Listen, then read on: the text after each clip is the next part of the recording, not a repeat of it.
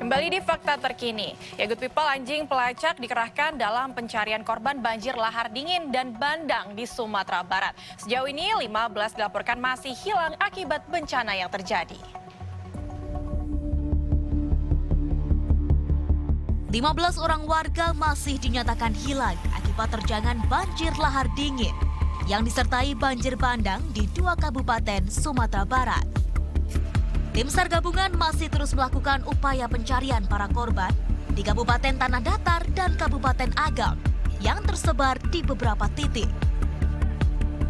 Jajaran kepolisian dari Mapolda Sumbar yang ikut dalam proses pencarian korban menurunkan 2 ekor anjing pelacak untuk mencari korban yang berada di Desa Bukit Batabuah, Kecamatan Canduang, Kabupaten Agam. Anjing pelacak dari Polda Sumbar ini diturunkan untuk mencari para korban yang diduga tertimbun material tanah maupun tertimpa batu atau kayu.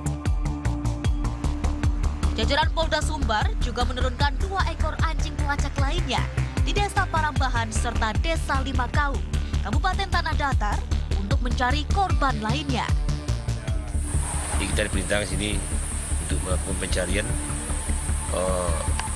korban yang belum ditemukan. Jadi kita turunkan 2 unit satwa dari pelacak untuk mengendus. Ya mana tahu ada di biasanya kalau jumpa dia akan menggonggong ataupun mengganggu unit satwa kita ini.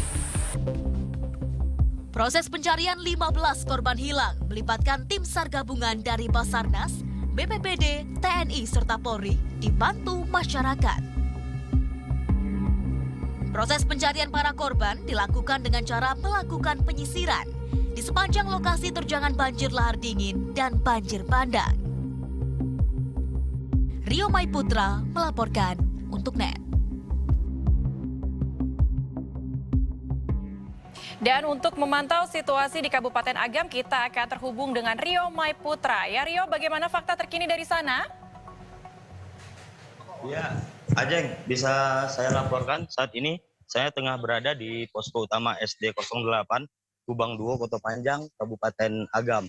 Dan posko utama ini berfungsi sebagai tempat penyaluran bantuan yang datang dari berbagai daerah dan warga.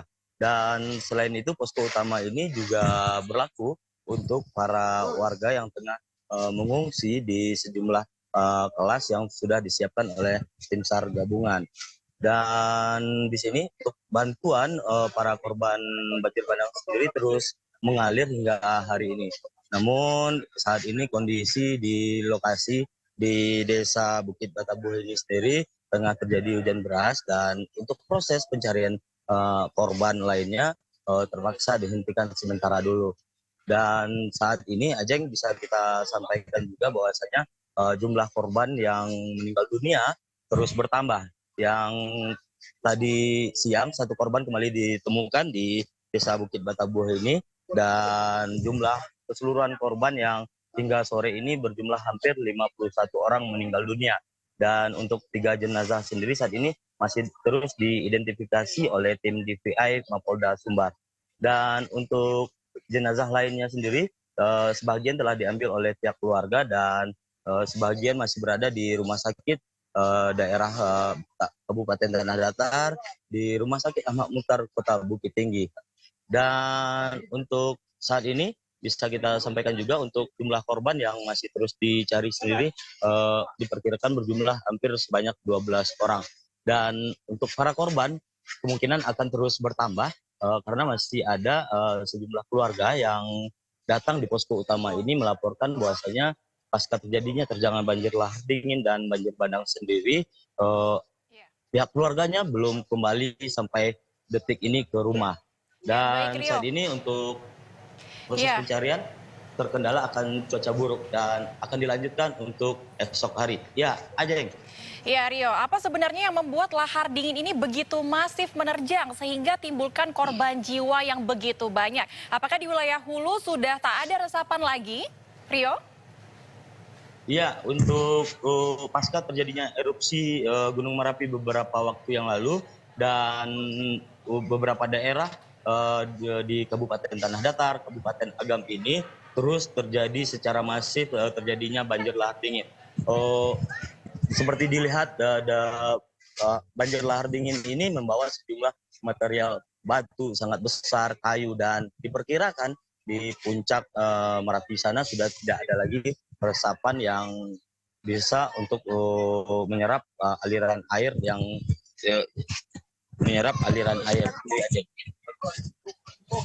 baik, terima kasih Rio untuk informasinya. Rio Maiputra melaporkan dari Kabupaten Agam. Sementara itu BMKG belum bisa memastikan apakah ada bencana susulan. Namun warga di sekitar lokasi bencana diminta mengantisipasi karena curah hujan di daerah bencana Sumatera Barat berpotensi masih lebat.